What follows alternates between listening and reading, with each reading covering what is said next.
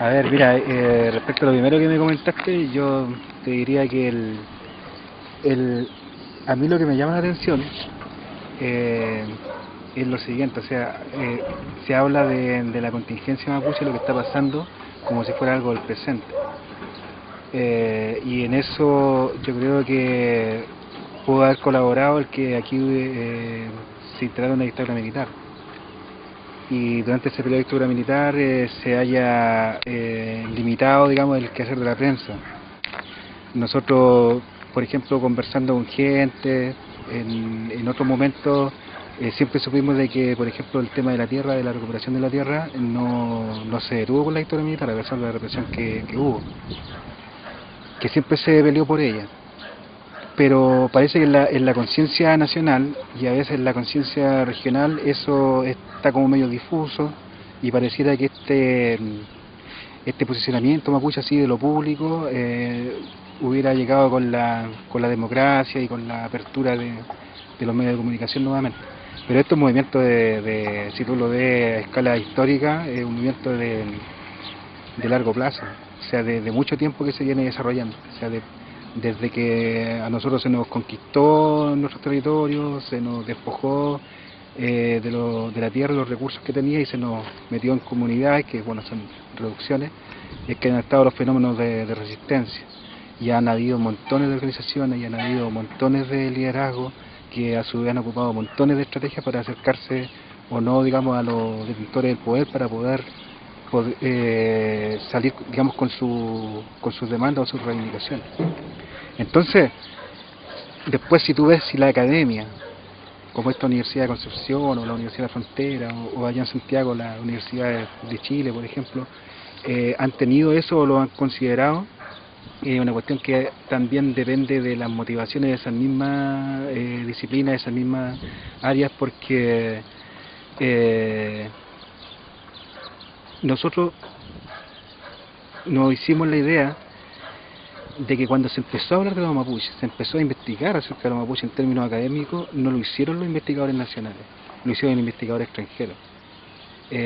Aquí se recordaba en este evento a uno que Alejandro Lipchuk, y yo creo que de verdad que él merece mucho respeto porque fue uno de los análisis que se hizo en la década del 50 acerca de los mapuches y fueron los primeros que dijo que la situación mapuche era una situación de conquista. Por lo tanto, no era una situación tan solo, o sea, de un pueblo, por lo tanto, digamos, que cayó bajo el dominio, un dominio colonial contemporáneo, que es el dominio del Estado chileno o argentino. Y lo dijo, o sea, se trataba de una conquista en miniatura, lo dijo de esa manera. Era Alejandro Lipchuk, él venía de fuera del país, digamos, de estos países de Lituania, Estonia, de esos lados. Pero también otros fueron norteamericanos y fueron misioneros, otros fueron antropólogos. Ellos creo que son los que han hecho los trabajos más interesantes en términos de terreno y de decir esta población existe y es un pueblo.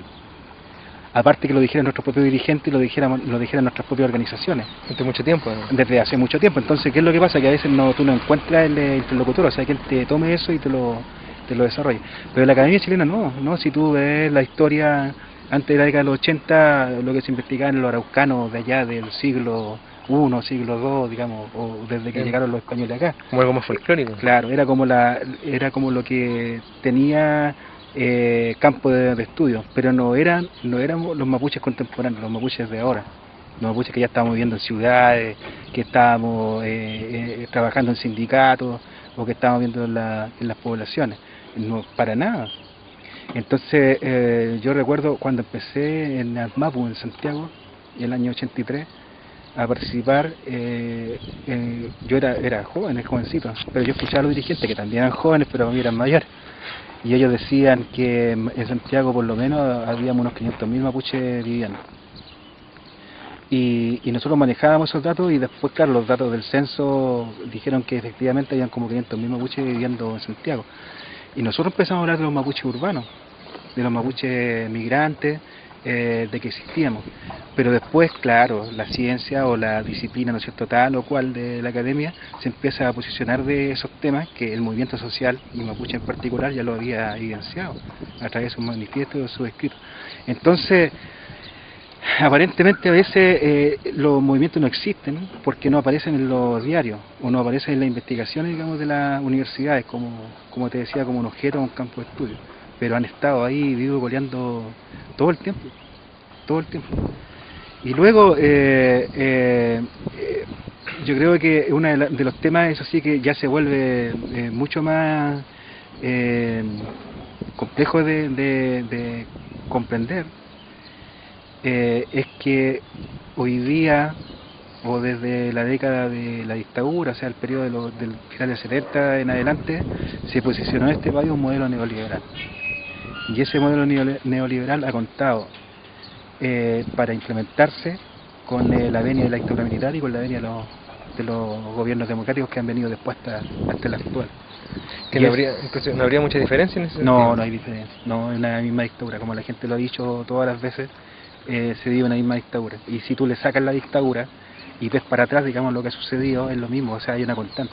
Bueno, nosotros en términos de tratar de comprender eso y analizarlo, ocupamos un concepto que no lo ocupa la academia, ni antes y ahora quizá en alguna de esos espacios lo está haciendo, que es la idea de comprender de que esto es una relación colonial que nosotros mantenemos con el Estado, y una relación colonial en la cual a nosotros por la fuerza se nos dominó, se nos subordinó, se nos hizo subalterno, ¿no es cierto?, de esta sociedad, y donde todos nuestros derechos como pueblo, derechos culturales, derechos territoriales, lingüísticos, políticos, en fin, se nos han suprimido, se nos han conculcado, se dice, es decir, nos lo han hecho que se puedan practicar, a pesar de que ha habido reivindicación, demanda y movilización para que eso se haga en todas las décadas.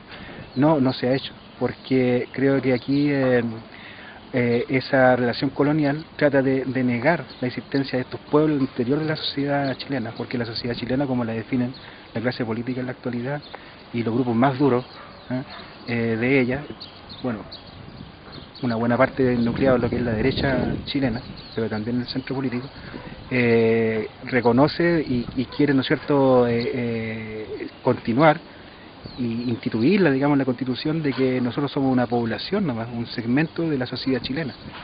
Pero la gran discusión nuestra, y por la cual han peleado, ¿no es cierto?, nuestros abuelos, nuestras abuelas, los mayores nuestros desde antes, es de que a nosotros no se nos puede dar la calidad de un simple campesino o de un simple poblador o un sector popular que es carente o es pobre, sino que hemos sido pueblos empobrecidos, que tenemos nuestras culturas, nuestros idiomas, nuestras cosmovisiones, nuestras filosofías, nuestras formas de organización. Entonces, por un lado nos niegan eso, y por el otro nos siguen disputando los pocos territorios que nos dejaron, porque los quieren implementar con sus proyectos económicos. Uno muy potente que operó desde la dictadura en adelante, bueno, desde la dictadura en adelante hubo una contrarreforma agraria. Claro. Lo que nosotros recuperamos en el periodo de la reforma agraria, que llegó hasta la Unidad Popular, al día después del golpe se nos volvió a quitar. Y eso que era una política de Estado, o sea, no es que uno haya estado recuperando fuera de la ley y haya estado actuando con hechos consumados, sino que era un proceso legal, un proceso del Estado, el que hizo la reforma agraria. Pero eso que se recuperó legalmente, en el marco del derecho de aquella época, al otro día se nos recupera en una dictadura que, bueno, todos sabemos que fue una dictadura de facto, o sea, que se impuso mediante un golpe de Estado. Entonces, en adelante, junto con esa reforma agraria, vienen todos estos proyectos como de plantaciones de pino y eucalipto.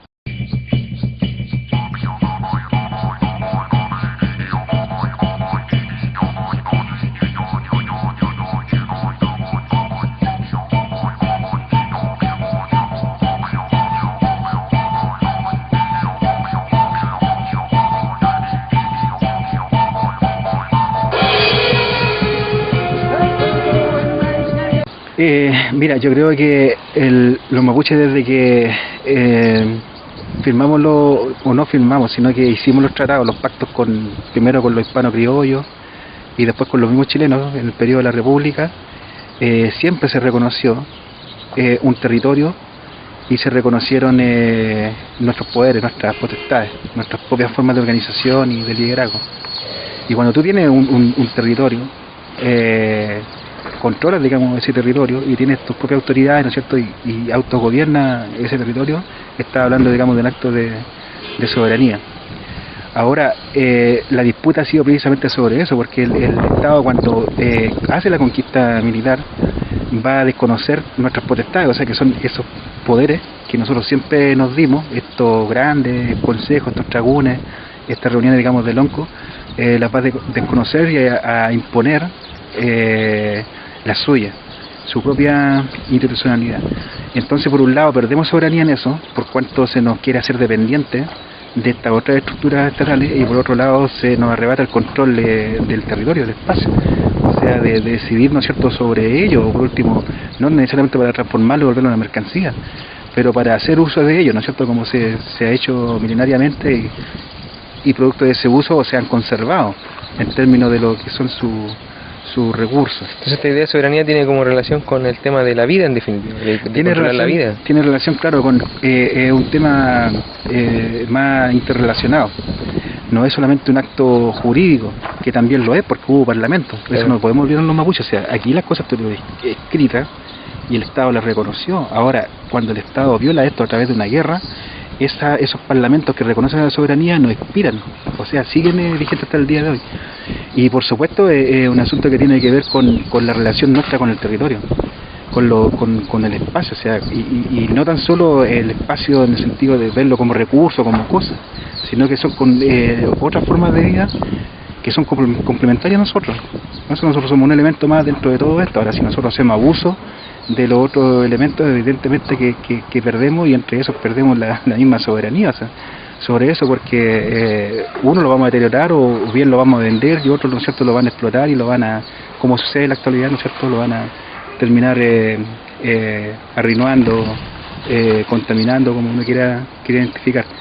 Hay un tema de quién decide o quién controla, que es evidente. Yo creo que la gran disputa que se tiene con el Estado hasta el día de hoy es que nosotros, o buena parte, o algunos, ¿no es cierto?, dentro de todo este mundo mapuche que es diverso, aún no nos creemos el cuento de que ellos son nuestras autoridades, de que sus instituciones o educativas o religiosas o políticas son nuestras instituciones. Yo creo que seguimos consiguiendo de que eso es parte del mundo Winca, y aunque a ellos les duela el término, lo real, lo verdadero, o sea, ellos son el otro que llegó aquí sin respeto y sin una actitud de diálogo, sino que llegaron más que nada por violencia de todo tipo, o sea, física y simbólica, a establecer lo que ellos creen que es el orden, y que es lo mejor, y que es el desarrollo, y que es el progreso. Entonces, como nosotros no todavía internalizamos, y ahí están los fenómenos de resistir aún en condiciones coloniales como las que vivimos, no internalizamos de que sus sacerdotes son nuestras autoridades religiosas, que su presidente o ministros son nuestras autoridades políticas, que su jefe o sus jueces son nuestras autoridades, digamos, de justicia. Evidentemente que les molesta profundamente, y ahí está esta actitud de día a día, de estarnos marcando, ¿no es cierto?, haciéndonos ver quién es el que manda en este país y para dónde va el proyecto, digamos, de país o de sociedad.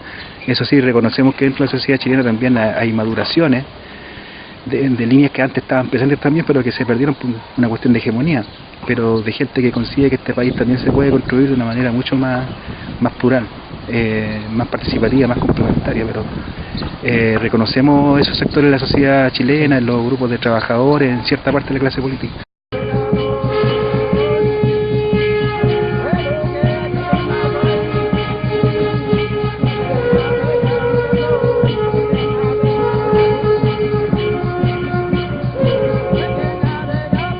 Yo creo que sí, porque nosotros no podemos meter a todos, digamos, como un enemigo. Yo creo que hay un enemigo estratégico en el Estado, y el enemigo estratégico es el grupo que construyó este Estado, el grupo conservador y el grupo liberal. Que sí tiene soberanía. Sí, ellos la ejercen, la controlan, que hoy día se representa en términos políticos en ese partido Renovación Nacional o en la U, y también se representa en sectores, digamos, de la iglesia, en el Opus Dei, que también se representa en sectores económicos, ¿no es cierto?, que el empresariado a ultranza, ¿no? Estos que nos repiten, digamos, en deteriorar para efectos de entre comillas, crear progreso o trabajo. Yo creo que esos son los enemigos estratégicos. El enemigo estratégico no es la sociedad chilena. A pesar de que en términos de las relaciones como se dieron en el siglo XIX, todos sacaron provecho, digamos, de la conquista que hicieron de nuestros territorios, pero no podemos decir ahora que son precisamente esos grupos sociales o esas clases las que hoy día están alimentando este circo en contra de nosotros, todo este genocidio, este genocidio. Yo creo que con ello hay que pensarse una política, una forma de alianza estratégica, porque yo creo que a ellos tampoco les conviene tener este Estado. Las condiciones que están los trabajadores en este país, que son deplorables, no les conviene tener esta situación. Y en ese sentido, cuando dos fuerzas pueden unirse, hacer sinergia, es mucho más favorable para su proyecto de liberarse o de reformar, digamos, lo que está dado. Yo creo que las ideas de asamblea constituyente que hoy día se discuten a nosotros nos debieran favorecer, porque es parte de una deconstrucción del Estado, y precisamente los temas nosotros los tenemos con el Estado, o sea, el Estado es el que es responsable de nuestra situación. Claro, hay una corresponsabilidad, nosotros también tenemos una responsabilidad desde el punto de vista que tenemos que constituirnos, organizarnos, hacer las cosas de mejor manera y sobre todo unidas. Pero hay alguien que aquí tiene el poder y tiene la fuerza, y ese alguien es precisamente el Estado, y son los grupos que profitan de él, los grupos económicos y la clase política que profita de él, la que tiene que también ceder, o sea, aflojar, porque de lo contrario esta cuestión no tiene sentido sostenerla así, o sea, no es sostenible este sistema en el tiempo.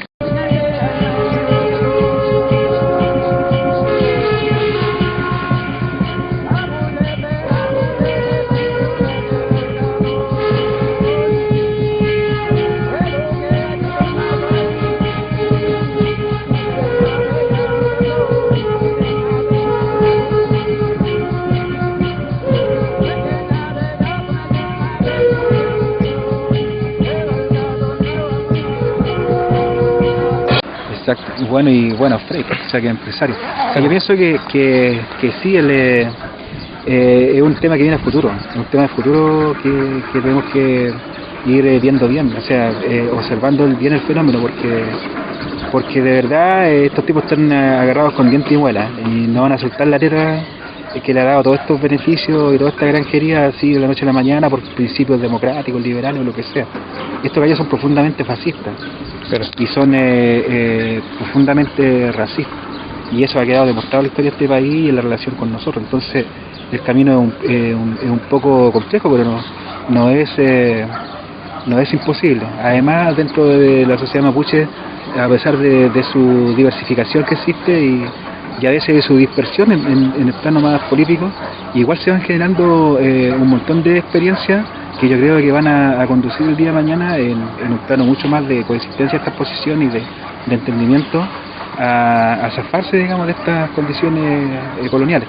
Yo no creo que así aspiremos a un paraíso.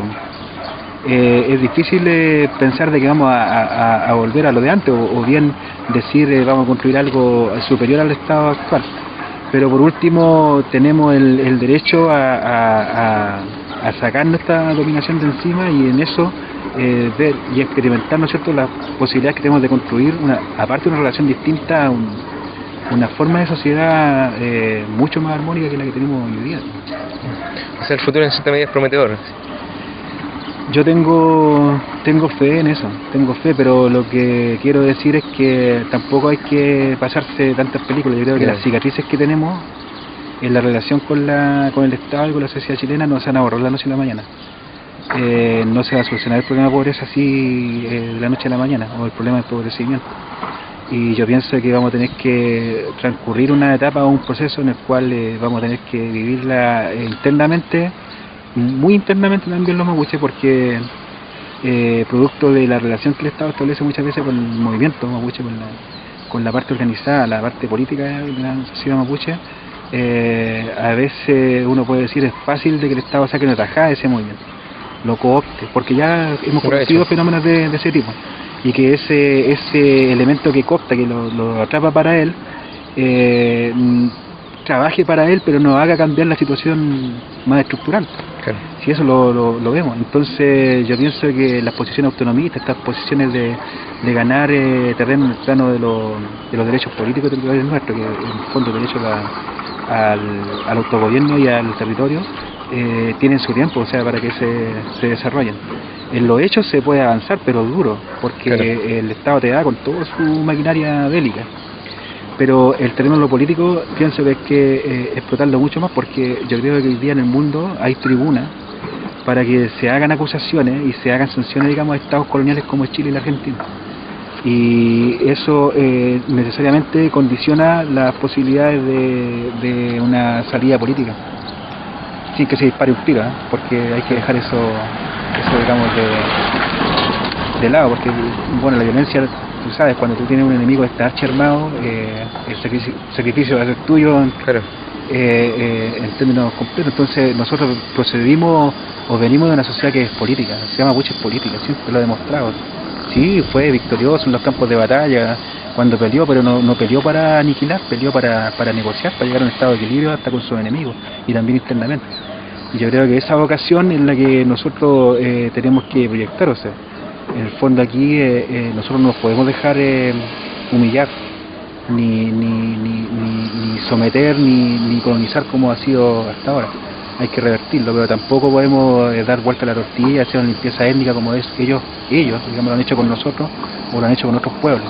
Se trata de convivir y convivir bien, o sea, nosotros podemos aportar principios, podemos aportar valores de eso, que obviamente le va a molestar a la clase política y al empresariado, porque esos principios son sobre todo principios de armonía, de equilibrio, principios de redistribución, no son principios de monopolio, de concentración, digamos, de egoísmo. Entonces ahí es donde está la discusión, algunos dirían más civilizatoria, ¿no? O sea, de sistemas que se están enfrentando, aunque otros te puedan decir, mira, si no es tanto, no son bloques los que se están enfrentando, pero como me dijiste tú en un momento, aquí hay como matrices.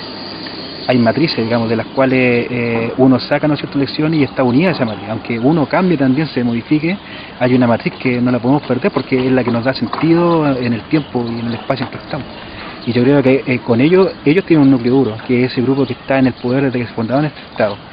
Y ese grupo duro es que hoy día no quiere ceder y ganó posiciones con el golpe de Estado del 73. Ahora, dentro de nosotros, tenemos que precisamente ir concentrando y mejorando una representación y unos liderazgos que nos preparen para condiciones políticas mañana mucho más favorables, condiciones políticas, culturales, lingüísticas, económicas, en fin, de todo tipo. Yo en ese sentido tengo fe, porque te digo que yo no estoy, digamos, también creyendo que vamos a construir un paraíso, una cuestión así, como se dice, donde más o menos todo va a cambiar, porque no sucede así. Como si fuéramos a volver atrás. En la historia, claro, no sucede eso en la historia. No pasa, creo.